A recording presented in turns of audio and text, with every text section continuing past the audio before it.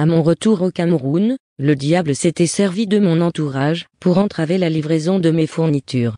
L'ami européen auquel j'avais laissé une procuration sur mon compte et que j'avais chargé de m'expédier ma pension au pays traînait. Il préférait utiliser mon argent pour des choses sans intérêt immédiat, cela me causait un préjudice énorme. Je me retrouvais ainsi sans fourniture, sans argent et, pour finir, contrainte à payer, 8 mois durant, le garde-meuble dans lequel étaient stockées mes fournitures à Paris. Mes meubles auraient pu être mis sous séquestre si Dieu ne m'avait pas aidé. Vous pouvez aisément imaginer tout le désagrément que cela m'avait causé dans la vie de tous les jours.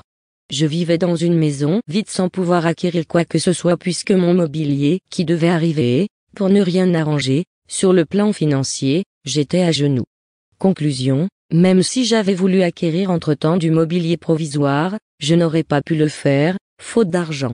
Après une rude bataille avec cette personne, qui s'occupait de mes finances, ayant constaté la mauvaise foi qu'il affichait à répondre à mes attentes, il m'avait donc fallu me tourner vers la caisse de réversion pour la convaincre, document à l'appui, que je ne vivais plus en France, et que cela ne valait donc plus la peine qu'elle continue à m'envoyer cette pension en France, mais qu'elle me l'adresse plutôt au Cameroun.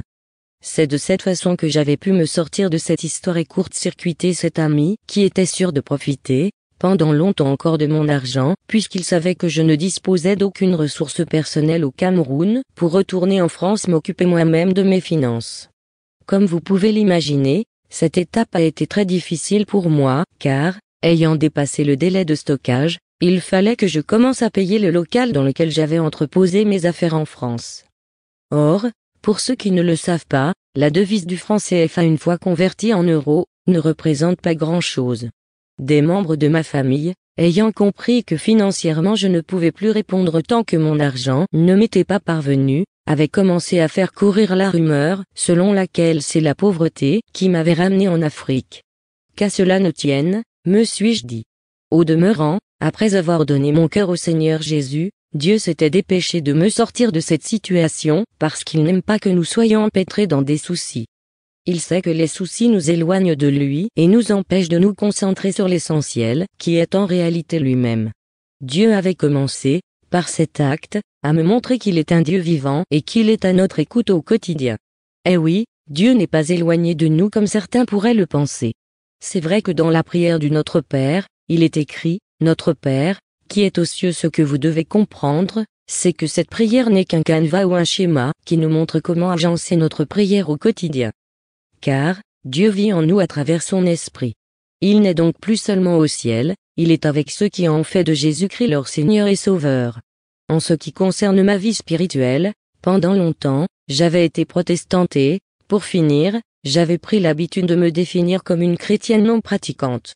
Je croyais en un Dieu unique sans pour autant croire aux religions ni fréquenter une église, compte tenu du comportement de certains leaders, toute obédience confondue. Cette manière de penser, je ne vous la conseille pas car Dieu ne la veut pas. En effet, nous ne devons en aucun cas juger autrui.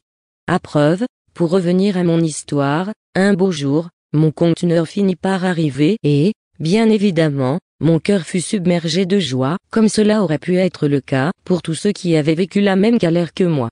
Je décidai donc d'inviter ma belle-sœur et amie pour un repas bien copieux et arrosé à la façon mondaine. Pour moi, c'était un acte normal. J'avais le droit de me réjouir, d'autant plus que je savais que c'est Dieu qui m'avait sorti de cette impasse, qui commençait à me peser au quotidien. J'avais donc bu du vin et du champagne et je n'avais pas pu prier ce soir-là parce que j'étais un peu torché. Dans ma toute naïveté, j'avais demandé à Dieu de m'excuser. Je lui avais dit que c'est lui qui m'avait rendue joyeuse par le grand soulagement qu'il m'avait apporté et que j'allais prier le lendemain matin. Eh oui, bien-aimés, nous avons toujours tendance à imputer à Dieu tout ce qui nous arrive.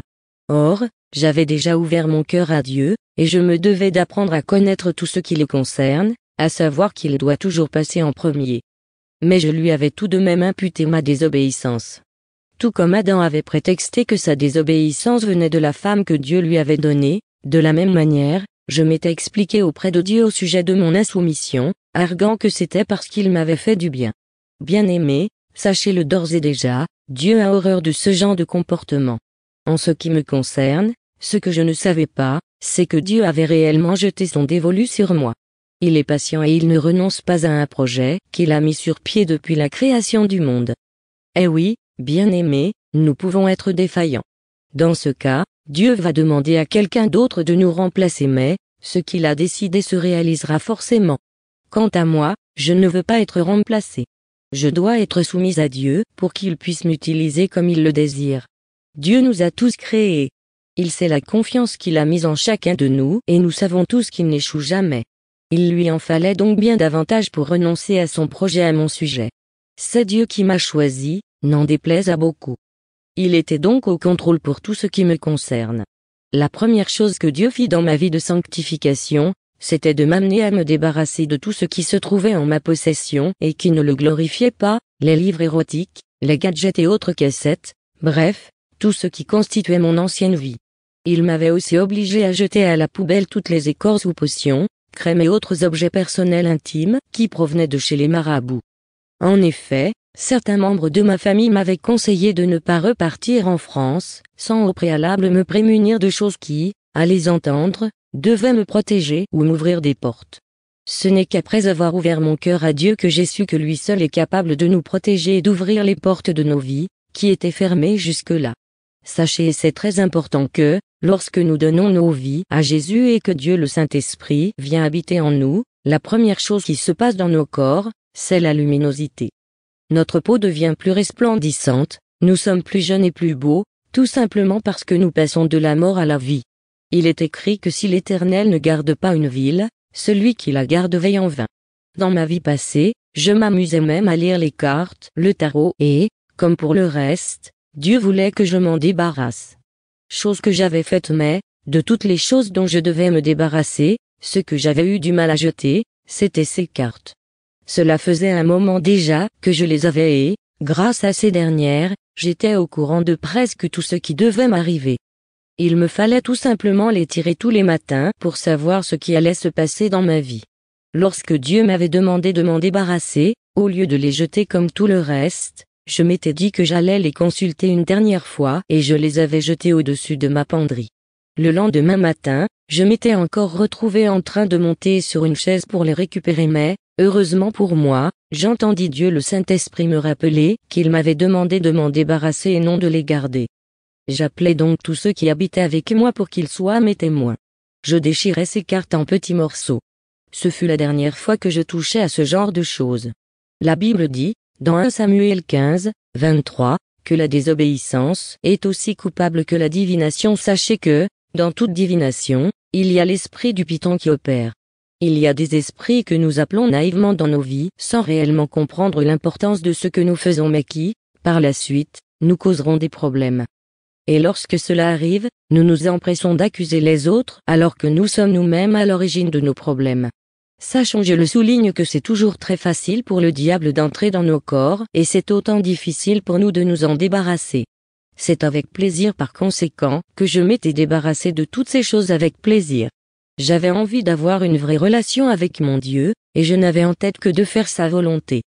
Bien que je n'eusse pas compris grand-chose à ce qui était en train de m'arriver, je savais une chose, j'avais la paix du cœur, et cette paix m'amenait à comprendre que c'est Dieu qui me parlait. Dieu, après avoir mis de l'ordre dans ma vie de ce côté-là, allait donc passer à la vitesse supérieure en m'amenant à ne plus boire une goutte d'alcool. Je ne suis pas en train de vous dire que j'étais accro à l'alcool, loin de là. Mais j'avais tout de même un faible pour le champagne. Eh oui, mon corps a toujours bien supporté ces bulles ou leur côté gazeux, et pour ne rien vous cacher, par prestige, cela faisait bien de ne boire que du champagne.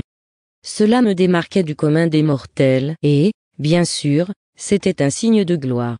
Au fur et à mesure que les jours passaient, je ressentais au fond de moi qu'il me fallait connaître Dieu, et, en plus, dans Amos 3, n'est-il pas dit, 2 personnes marchaient ensemble sans en être convenues. J'avais donc spontanément ouvert la Bible, car je ressentais le besoin de la lire. Ne vous ai-je pas dit que lorsque nous prions, nous parlons à Dieu alors que, quand nous lisons la Bible, c'est Dieu qui nous parle. Je voulais donc que Dieu me parle, et c'est ce qu'il avait fait. Un jour où j'avais pris la Bible pour la lire et pendant que j'étais concentré dans la lecture, j'entendis une voix d'homme lire de façon audible à l'intérieur de moi ce que mes yeux regardaient. Juste au moment où je me rendis compte de ce qui se passait, la voix s'arrêta. Ce phénomène s'était produit au moins 2 fois dans ma vie. Dieu voulait me montrer que ce que je faisais n'était pas anodin, il était présent, Il me parlait et je pouvais entendre sa voix si j'étais entièrement consacré à lui. C'est la raison pour laquelle je vous demande d'être persuadé que Dieu nous parle lorsque nous lisons la Bible. La sagesse voulait que je ne puisse pas fonctionner de façon si étroite avec quelqu'un sans le connaître, ne serait-ce qu'un peu. Et le seul moyen pour moi de connaître Dieu était de lire la Bible car Dieu est sa parole. Ne sachant pas par où commencer, je décidai donc un jour, guidé par Dieu le Saint-Esprit, de l'ouvrir tout à fait par hasard et commencer ma lecture par la page sur laquelle je tomberais. Le hasard m'avait donc amené dans le livre de Luc, au chapitre 1er, où il est question de la naissance de Jean-Baptiste. Ce qui m'avait touché dans ce que je lisais, c'était qu'il ne devait pas boire une seule goutte d'alcool, parce qu'il était consacré à Dieu. Cette parole me parlait directement et, spontanément, je m'étais dit à haute voix, « Dieu, je ne suis pas à ce niveau. Je ne peux pas avoir le même ministère que Jean-Baptiste, et une personne comme moi ne peut pas être consacrée, mais le Saint-Esprit attendait le moment opportun pour me faire comprendre qu'il ne voulait plus effectivement que je prenne une goutte d'alcool. Un jour que j'avais décidé de faire des crêpes, je m'étais rendu compte que j'avais encore un peu de liqueur d'orange. J'avais donc décidé d'en parfumer mes crêpes. Mais je sentis la colère s'emparer de mon cœur, instinctivement. Sans hésitation, je savais que Dieu le Saint-Esprit n'était pas d'accord. Mais, compte tenu de mon expérience en hôtellerie-restauration, je savais par ailleurs qu'au contact du feu l'alcool se réduisait entièrement. Je me justifiais donc auprès de Dieu le Saint-Esprit en lui disant qu'il ne s'inquiète pas car cet alcool allait se dissoudre au contact du feu. Mais quelques jours plus tard, Dieu le Saint-Esprit ne manqua pas l'occasion de m'inciter à ouvrir la Bible. Dans le livre des Nombres 6, 3, qui dit ceci, « Il s'abstiendra de vin et de boissons enivrantes, et ne boira ni vinaigre fait avec du vin, ni vinaigre fait avec une boisson enivrante, et ne boira d'aucune liqueur tirée des raisins, et il ne mangera point de raisins frais ni de raisins secs. » C'est après avoir lu ce passage que je compris réellement l'importance que j'avais prise aux yeux de Dieu. Dieu voulait que je fasse vœu de Nazaréa. Cet effort c'était très fort.